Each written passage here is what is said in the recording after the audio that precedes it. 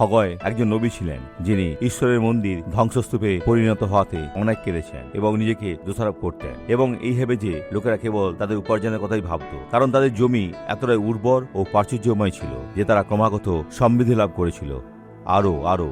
তবু হগয় কেঁদেই চলেছিলেন। এরপর ঈশ্বর নিম্নলিখিত কথাগুলো বলেন। এটি তার সমগ্র মণ্ডলীর উদ্দেশ্যে। তিনি তা হগয় পুস্তকের 1 অধ্যায় 8 পদের মাধ্যমে বলেন। পর্বতে উঠিয়া গিয়া কাষ্ঠ আনো। কোন পর্বত? ডক্টর সোয়ারেজ, ঈশ্বরের বাণীর পর্বত। আপনাকে এই পর্বতে আরোহণ করতেই হবে যতক্ষণ না আপনি চূড়ায় পৌঁছান, এবং সেই পর্বত অন্য যে কোনো পর্বতের চেয়ে অনেক বেশি খাড়া। আমাদের পরিচিত পর্বতগুলোতে চড়া যায় বরফ কুয়ারের সাহায্যে। উপরে ওঠার সময় দুপাশে একটা করে লাগিয়ে দিতে হয়, কিন্তু এই পর্বতটিতে তা সম্ভব নয়। কেবল বিশ্বাসই তোমাকে সাহায্য করবে।